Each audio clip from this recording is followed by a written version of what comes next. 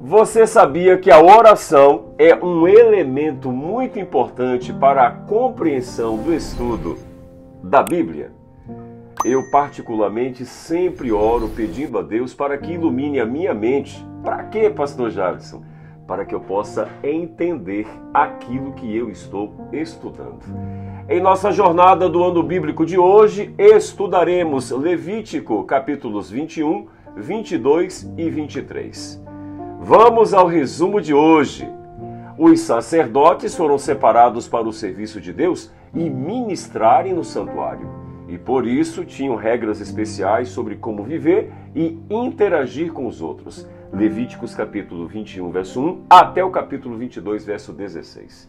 As leis para os sacerdotes consistiam não apenas em preservar a honra de tal posição, mas também em conservar a integralidade do relacionamento deles com Deus e suas obrigações como homem principal entre o seu povo.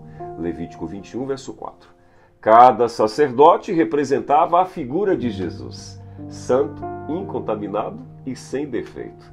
Aos sacerdotes era ilícito o achegar-se ao morto, e ao sumo sacerdote essa regra era mais rígida, já que nem a morte do seu pai ou da sua mãe o autorizava a descumpri-la. O sacerdócio era um ministério privilegiado que exigia o estilo de vida santo, totalmente dependente de Deus.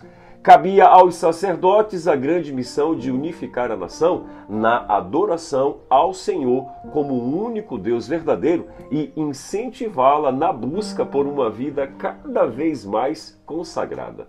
O exemplo dos sacerdotes e do sumo sacerdote deveria ser para Israel uma visão provisória do plano de Deus para a humanidade. Ele vos será santo, pois eu, o Senhor, que vos santifico, sou santo. Levítico 21, verso 8. Esses líderes espirituais deveriam manter uma constante comunhão com Deus através de um relacionamento íntimo e pessoal que os fizesse crescer no verdadeiro conhecimento. Reconhecendo a sua falibilidade e exaltando o Senhor como soberano provedor, seu ministério, impulsionado pelo Espírito Santo, seria o mais eficaz testemunho de que havia um Deus a guiar o seu povo aqui na terra.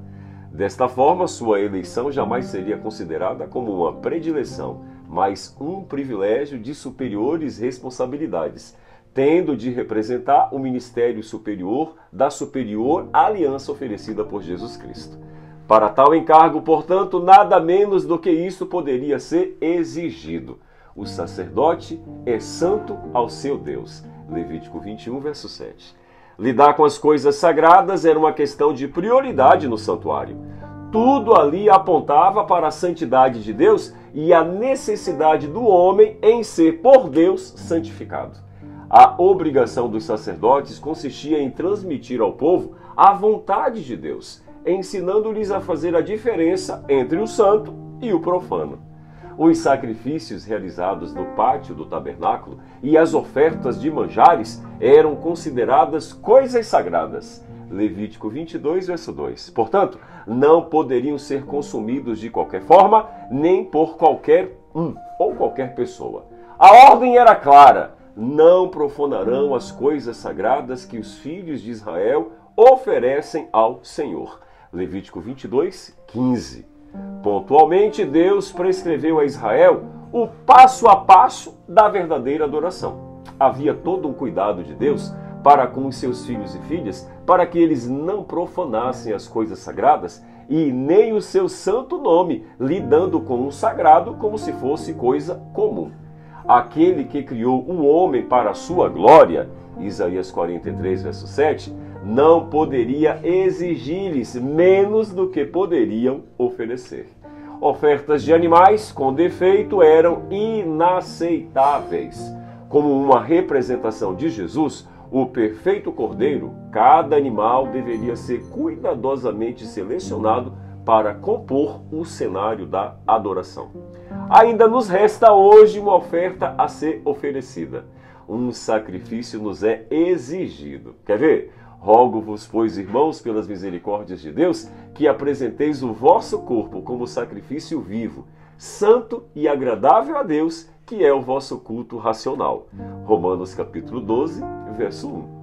O Senhor então estabeleceu um calendário de festas solenes para o seu povo. Não eram meras convocações, mas santas convocações, assembleias separadas para propósitos especiais. Novamente o Senhor reforçou a festa semanal estabelecida na criação, o seu santo sábado. E abençoou Deus o dia sétimo e o santificou, porque nele descansou de toda a obra que como Criador fizera. Gênesis 2, verso 3.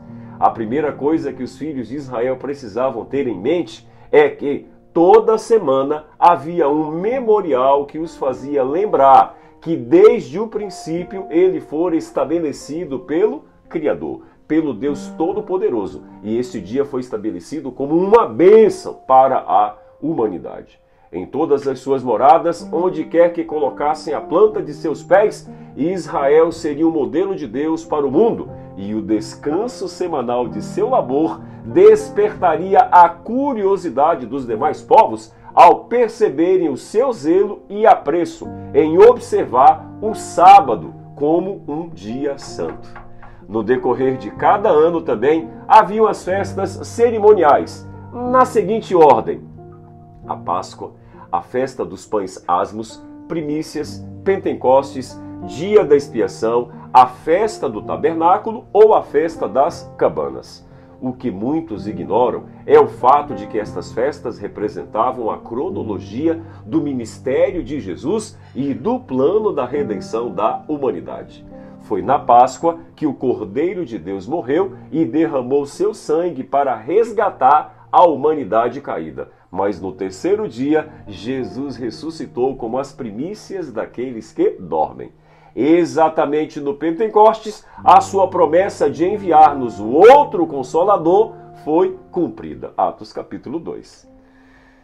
Como filhos e filhas de Deus, aguardamos, portanto, a última festa, a gloriosa convocação, quando o Senhor Deus nos levará, não mais para habitar em cabanas, mas para morarmos na casa do Pai, do nosso Pai Celestial. Não havia uma semana sequer sem que Deus celebrasse com seu povo a certeza da futura recriação, e nem um ano sequer de que a glória futura seria garantida no ano aceitável do Senhor. Isaías 61, verso 2.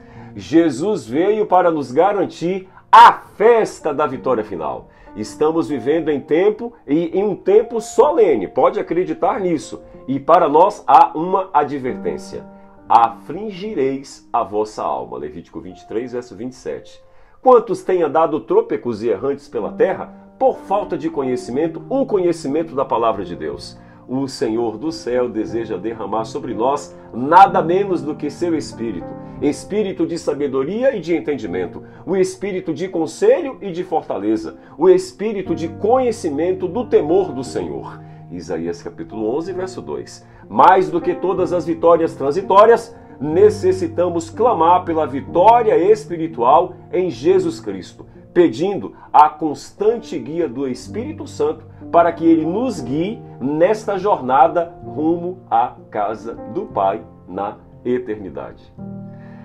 Que Deus te abençoe!